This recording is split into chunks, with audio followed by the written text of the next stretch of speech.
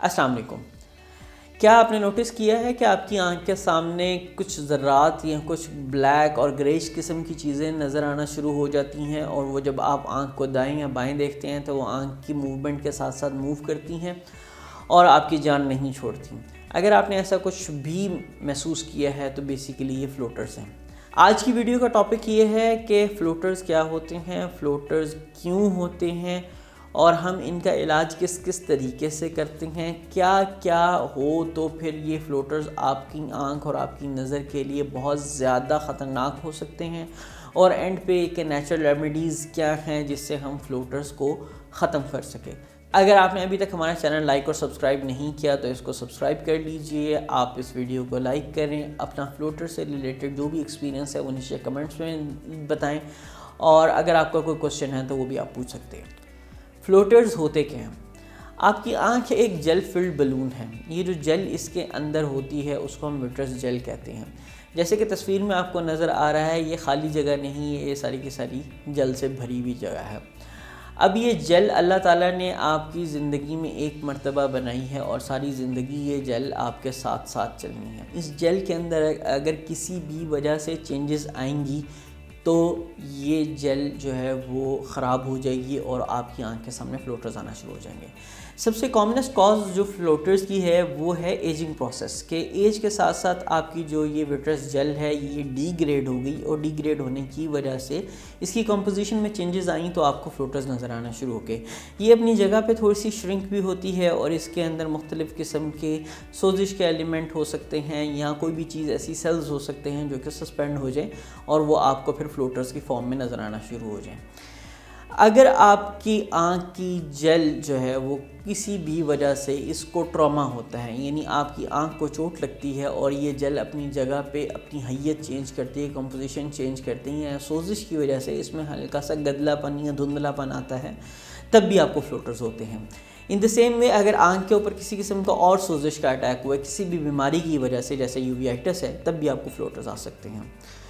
اگر آپ کی آنکھ کے اندر کسی قسم کا کوئی خون آ گیا ہے، جس طرح سے شوگر یا بلڈ پریشر کے مریضوں کے اندر ان کی خون کی نالیاں لیک کرنا شروع ہو جاتی ہیں، تو وہ خون جو ہے وہ فلوٹرز کی فارم کے اندر آپ کو نظر آنا شروع ہو جاتا ہے۔ وہ کبھی اوپر سے آتا ہے، کبھی نیچے سے آتا ہے، جب آپ لیٹتے ہیں تو وہ زیادہ ہو جاتا ہے، جب آپ سیدھے ہوتے ہیں تو وہ کم ہو جاتا ہے۔ اسی طرح سے اور بہت ساری بیماریاں ایسی ہیں جس کے اندر آپ کی یہ جو جیل ہے اس میں کیلشیم باڈیز آ سکتی ہیں، تو اس کی وجہ سے آپ کو فلوٹرز نظر آنا شروع ہو جائیں۔ بیسیکلی تو یہ آپ کے ایک آئی اسپیشلسٹ دیکھیں گے کہ ایگزیکٹلی یہ فلوٹر بن کیوں رہا ہے۔ اگر کسی کو بھی فلوٹرز ہوں اور وہ آپ کو تنگ کر رہے ہوں تو آپ نے آئی اسپیشلسٹ کو ضرور دکھانا ہے ایک دفعہ کم از کم، اور وہ آپ کی آنکھ کے اندر ڈراپ ڈال کے آپ کی پوری جیل کو اور آپ کے ریٹنا کو چیک کرے گا۔ اچھا، اب سوال یہ ہے کہ یہ فلوٹرز خطرناک کب ہو سکتے ہیں؟ جب آپ کو فوراً بھاگ کے ایمرجنسی میں ایک آئی اسپیشلسٹ کو دکھانا ہے۔ بیسیکلی ہم 3 چیزیں آپ کو ایکسپلین کریں گے۔ ایک جو پہلی چیز ہے وہ یہ ہے کہ فلوٹرز کے ساتھ آپ کی نظر کم ہو جائے تو آپ نے اپنے آئی اسپیشلسٹ کے پاس ضرور جانا ہے اور اس کو دکھانا ہے کہ آپ کی جیل میں کیا چینجز آئی ہیں، یہ کیا وجہ ہے کہ آپ کی نظر دھندلی ہو گئی ہے۔ دوسری امپورٹنٹ چیز، اگر آپ کو کسی بھی طریقے سے آنکھ موو کرنے پہ فلیشز آ رہے ہوں، یعنی آپ کو لگے کہ بجلی چمک رہی ہے، وہ کسی ایک سائیڈ سے آ رہی ہے، یا ایک دم آگے سامنے جو ہے نا وہ پورا وائٹش ہو جاتا ہے، تو یہ ایک خطرناک سائن ہے جس کے اندر فلوٹرز جو ہیں وہ آپ کی آنکھ کو نقصان پہنچا سکتے ہیں۔ اس میں بھی آپ نے آنکھ کے اسپیشلسٹ کو ضرور دکھانا ہے۔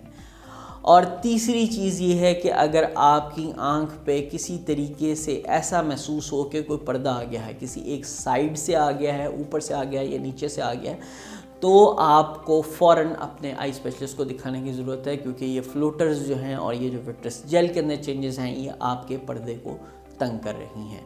تو یہ 3 آپ کی جو امپورٹنٹ چیز تھی کہ اگر نظر کم ہو گئی ہے، اگر فلیشز نظر آنا شروع ہو گئے ہیں، یا کرٹن لائک ڈیفیکٹ، یعنی کہ آپ کو ایسے لگا کہ آپ کی آنکھ کے سامنے کہیں سے پردہ آ گیا، تو آپ نے فوراً اپنے آئی اسپیشلسٹ کے پاس جانا ہے۔ فلوٹرز کو ہم آئی اسپیشلسٹ ٹریٹ کیسے کرتے ہیں؟